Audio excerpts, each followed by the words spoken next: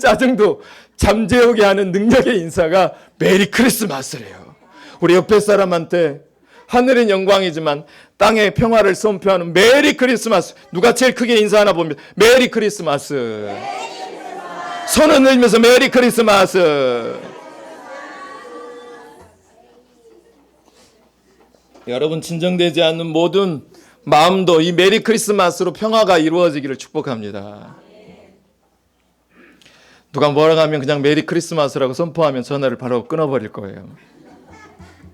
이번에 알았어요.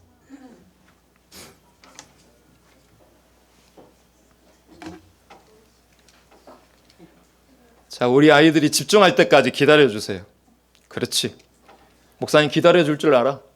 나은이도 목사님을 쳐다보고 있으니 이제 시작해도 되겠다. 그렇지. 여기 봐.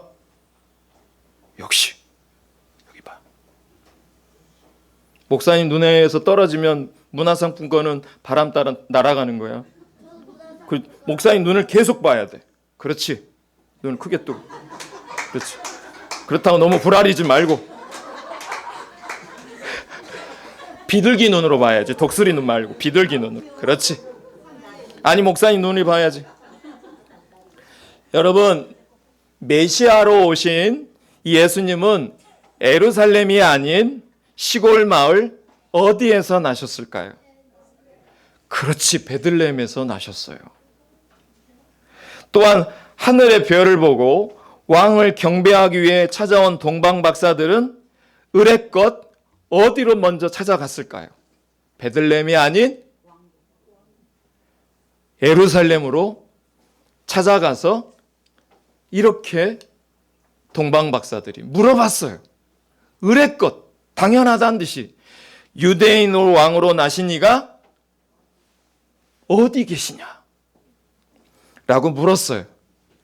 왕이 태어났다고 하면 당연히 어디 있어야 돼요? 왕궁에 있었던 예루살렘이어야 했어요. 그래서 당연히 의뢰껏 동방 박사들도 예루살렘으로 간 거였죠. 그러나 왕으로 오신 예수님은 사람들의 상식을 벗어난 곳 어디에서 나셨어요? 베들레헴에서 나셨어요.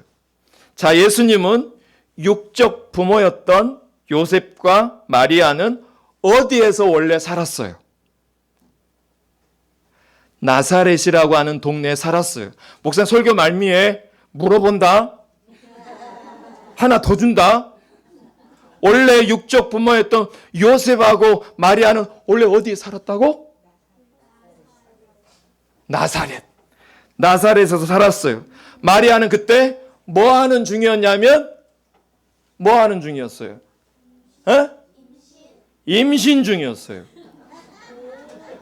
역시 루비가 아니보다 조금 더 잘하는 것 같은데? 아니도 분발해야지. 누나가 임신 중이라고 말하는 것처럼 마리아는 임신 중이었어요. 그런데 예수님은 나사렛에서 100km 넘게 떨어져 있는 베들레헴에서 나셨어요. 도대체 왜 예수님은 베들레헴에서 나셨을까요? 우리 어른들이 주로 이 어른들이 인생에서 제일 많이 하는 말이 무슨 말인지 알아? 어려울 때마다 너희 엄마 아빠들이 힘들 때마다 너무나 힘들면 뭐라고 그 입에서 튀어나오든 망했다. 뭐 그 말 얼추 비슷해요. 근데 대부분 제가 신방해보고 어른들을 신방해보면 대부분 큰일을 겪게 되면 이렇게 먼저 이야기를 합니다. 내가 왜? 내가 왜라고 하는 말을 정말 많이 합니다. 저도 제가 큰 병마를 겪고 난 다음에 처음으로 하나님한테 내뱉었던 말이 내가 왜요?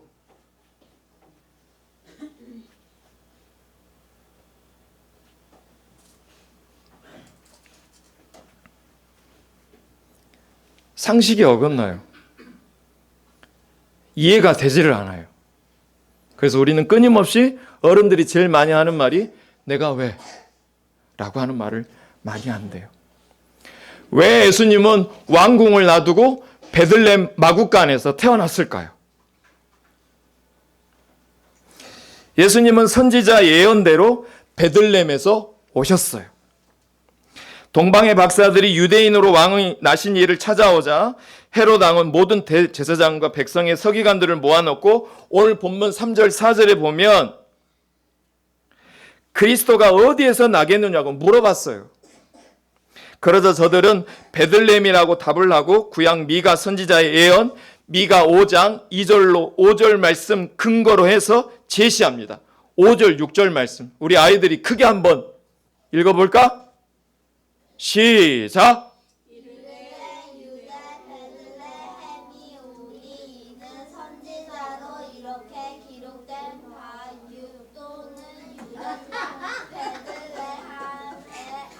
우리 같이 도와줘요. 시작! 너는 유대 고을 중에서 가장 작지 아니하도다. 내게서 한 다스리는 자가 나와서 내 백성 이스라엘의 목자가 되리라. 아멘. 예수님의 탄생은요, 우연히 어느 때 이루어진 것이 아니라 하나님의 철저한 계획에 의해서 이루어진 사건이라는 것입니다. 예수님의 베들레헴 탄생은 예수님께서 나시기 700년 전에, 몇 년 전에?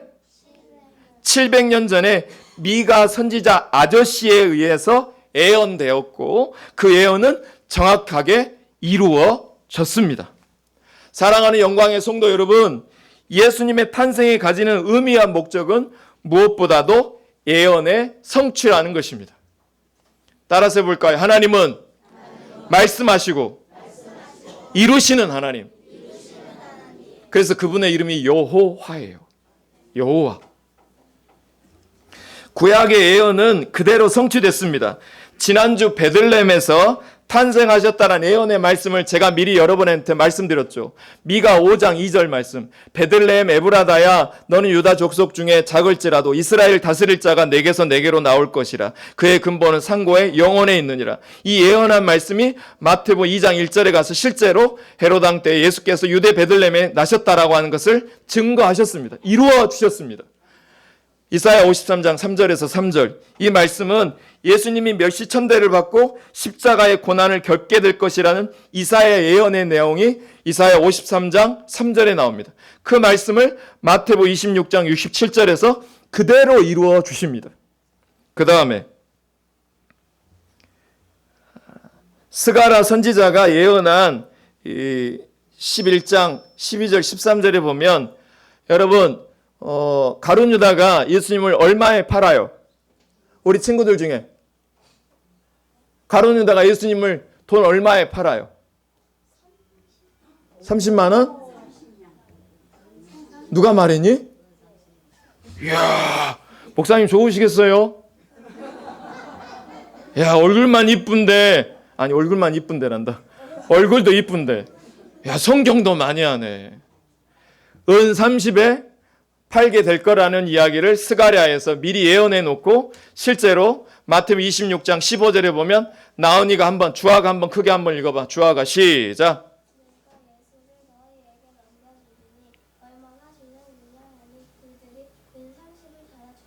아멘. 나은이는 나와. 직접 바로 서비스 할게. 이리 나와. 야, 은혜. 말씀에 집중하니까 이렇게 그냥 은혜가 오는 거예요. 받으세요. 박수 한번 쳐주세요. 너희들도 할 수 있어. 그럼 역시 여기를 봐야 돼. 여기를 봐야 돼. 그렇지. 여기 보세요. 여러분 가룟 유다가 은 30에 예수님의 팔아넘긴 것을 하나님이 성취하십니다. 여러분 대림절 1주, 2주, 3주 차에 나눈 모든 구약 말씀이 바로 메시아 예언에 관한 말씀을 제가 드렸고 오늘 이 본문은 그 예언이 정확하게 성취되었음을 보여드리고 있습니다. 여러분이 끝까지 남은 자가 되면 하나님의 여러분의 고난을 통과하시고 그 고난을 배열의 끝에 부활로 우리에게 선물로 주실 줄로 믿습니다. 지지난주 했던 말씀도 바로 그 말씀이잖아요. 이거는 여러분의 어른이 화답하는 마음으로 같이 한번 선포해 볼게요. 시작.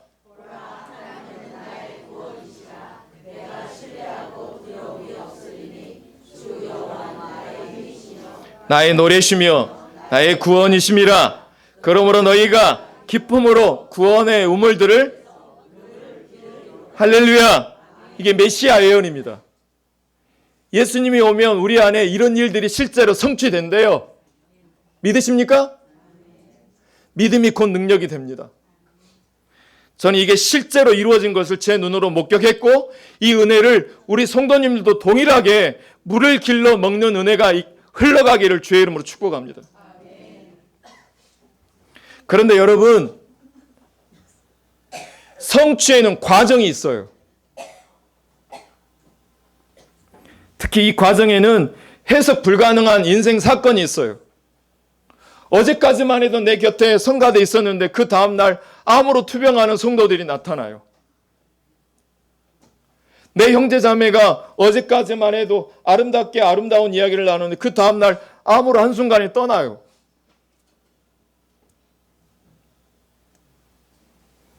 이 과정에는 해석 불가능한 인생 사건이 계속 등장합니다. 내가 왜? 내가 뭘 잘못했는데?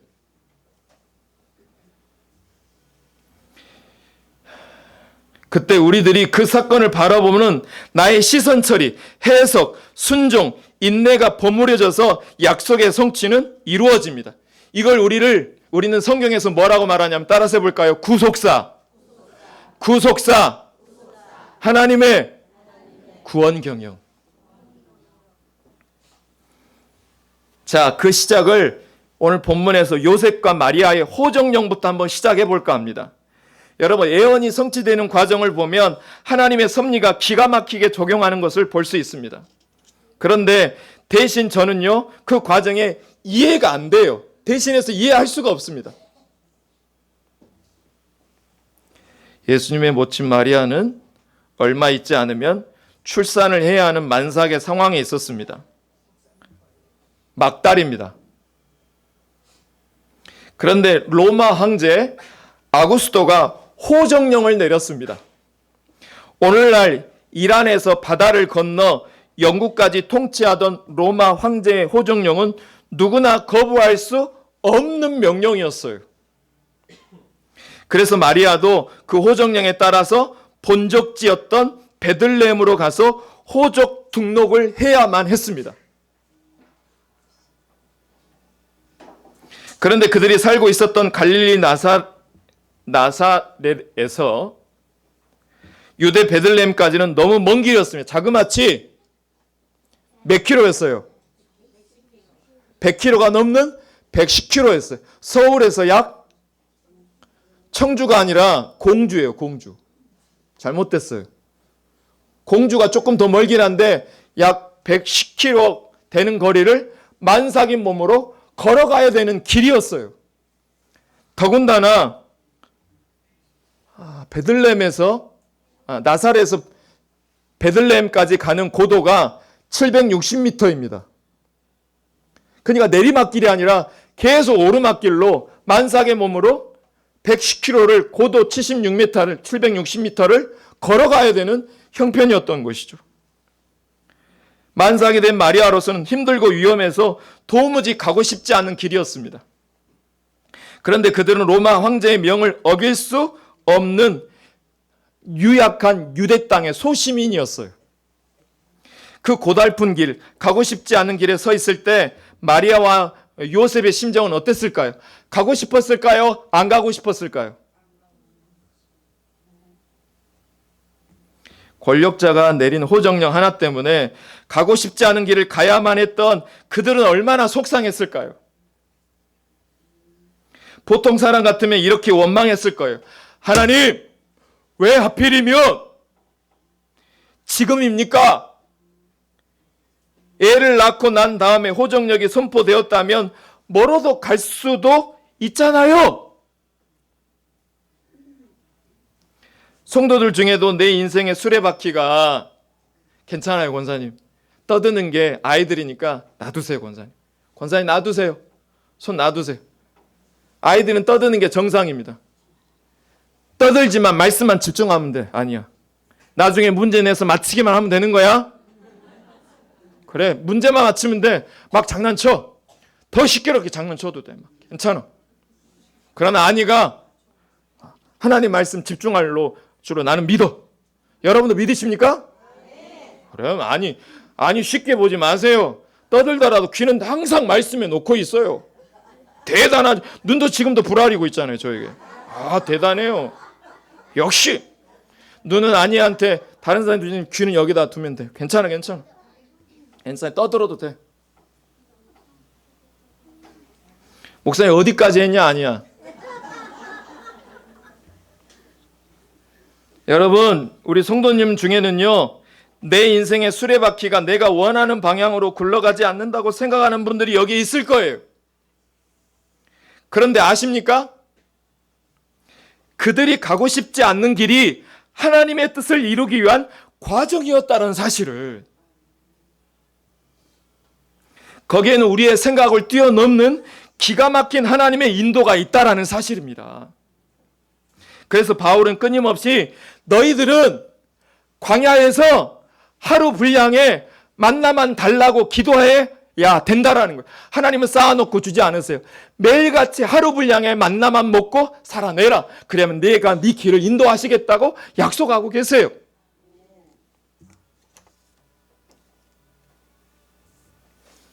지금 시온이에게 고난이 찾아왔어요. 엄마가 옆에 있어야 되는데 이걸 이겨야 된다라고 하는 생각에 고민이 오는 거예요.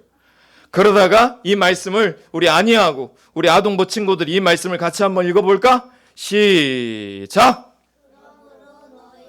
제일 크게 읽은 친구한테 목사님 줄란다. 시작!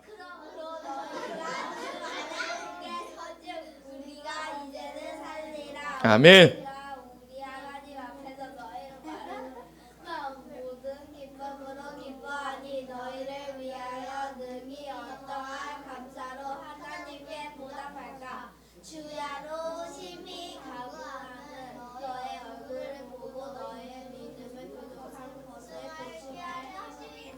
할렐루야.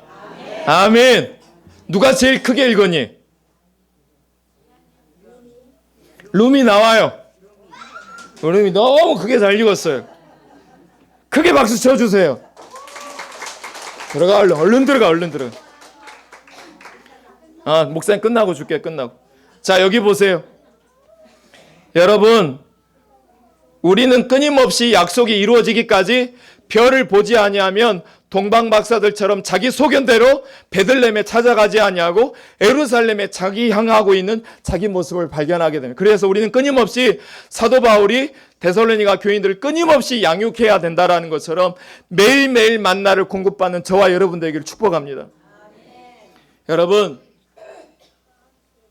생각지도 않는 곳, 기대하지 않는 곳에서 저와 여러분의 주의 역사가 기다리고 있어요. 예루살렘과 왕궁에서 소동이 일어난 이유가 바로 여기에 있습니다. 자신들이 왕인데 다른 곳에서 왕이 출현했다고 하니 지금 헤롯 왕은 괴로운 거예요. 자기 기대치대로 안 되니까 헤롯은 지금 괴로워하고 있습니다. 내가 어떻게 이룬 왕의 자리인데, 실제로 오늘 본문에 등장하는 헤롯은 유대 적자가 아니라 에서 자손인 이둠의 출신입니다. 더군다나 왕의 자리를 얻기 위해서 자기 아내를 죽였어요. 자기 아들들도 죽였어요. 내가 어떻게 이룬 왕의 자리인데. 그래서 여러분, 헤롯 왕을 보면서 우리는 생각해 봐야 됩니다. 한번 따라서 해볼까요? 나는 관찰자다. 우리가 기대하고 쌓아놓고 이룬 모든 것들이 아닌 작은 동네 볼품없는 베들레헴에서 왕이 출현합니다. 내 인생의 주도적 주관자는 내가 아니라 하나님이시라는 것입니다. 우리는 그가 하시는 일을 보는 관찰자라는 거예요. 별을 따라가는 관찰자. 여러분, 현재 여러분의 그것이 무엇인지 한번 생각해 볼까요? 그것이 뭐예요, 여러분? 그것조차 이 시간 우리 하나님께 맡겨드려야 합니다. 왕은 예루살렘에서 태어나지 않으셨습니다. 베들레헴에서 태어나셨습니다. 그리고 정확하게 약속이 성취되었습니다. 우리는 그분의 인도하심을 따라 절망하는 자리에서 가만히 주의 약속을 바라보며 안 들리면 안 들리는 대로, 들리면 들리는 대로 그 자리에서 별을 따라가다 보면 하나님께서 그 길을 열어가실 줄로 믿습니다. 성경은 우리에게 너희들이 상상을 동용해서 하나님을 따라가는 게 아니라 약속을 따라가라고 우리에게 말씀해 주고 있습니다.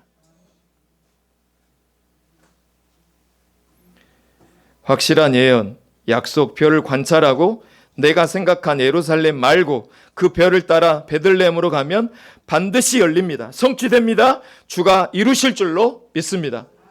그 약속을 우리에게 무슨 이름으로 약속해 주셨냐면 우리 친구들도 따라서 해보자. 나의 이름은 임마누엘.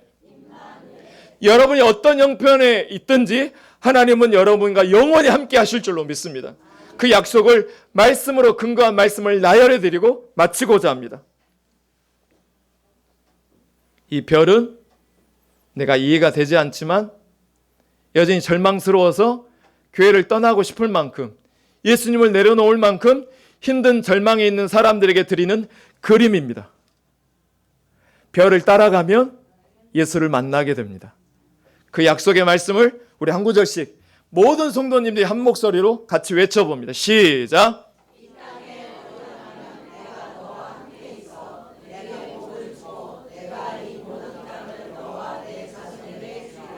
내가 내 아버지 아브라함에게 그 다음 시작! 내가 너와 함께 있어 어디로 가든지 너를 지키며 너를 이끌어 이 땅으로 돌아오게 할지라. 내가 내게 허락한 것을 다 이루기까지 너를 떠나지 아니하리라 하신지라.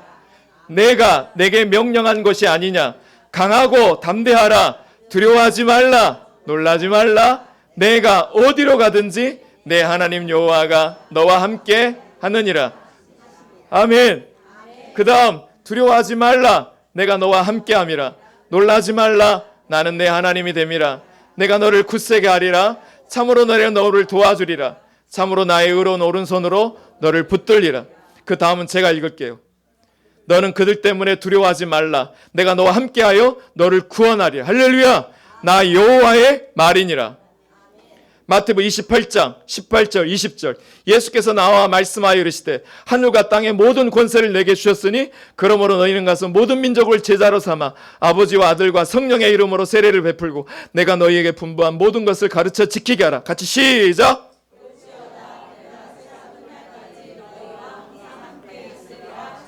믿으십니까? 그 성취를 이 구절로 마지막으로 우리에게 성취해 주십니다. 시작! 보라 처녀가 잉태하여 아들을 낳을 것이요 그의 이름은 임마누엘이라 하리라 하셨으니 이를 번역한즉 하나님이 우리와 함께 계시다. 할렐루야. 우리 하나님은 왕의 출현 소식을 오늘도 동일하게 주고 계십니다. 어떤 이는 헤롯 왕처럼 지금까지 쌓아놓은 일들로 말미암아 다 무너져 내려 사업도 무너져 내려놓고 남편의 건강도 무너지고 자녀의 합격도 무너지고 내가 생각했던 기쁨의 소식들이 다 무너져 있어서 헤롯처럼 괴로워서 소동하고 있는 사람이 있는가 하면 어떤 이는 생각지도 못한 일이 내 삶에 벌어졌지만 거기에 나의 시선을 두지 아니하고 내가 너와 평생 함께 하겠다 약속하신 이 별의 말씀을 따라 가는 자들에게는 이 약속의 말씀이 여러분의 기쁨을 일으켜내는 소동이 될 줄로 믿습니다. 이해가 되지 않고 상식적으로 어긋난 일이 많지만 별을 따라감으로 아기 예수가 이렇게 되어지기를 축복합니다. 그가 오면 그는 우리의 평강의 왕이 될 것이기 때문인 줄로 믿습니다. 이 마음으로 이 찬양 같이 하나님 앞에 올려드리도록 하겠습니다.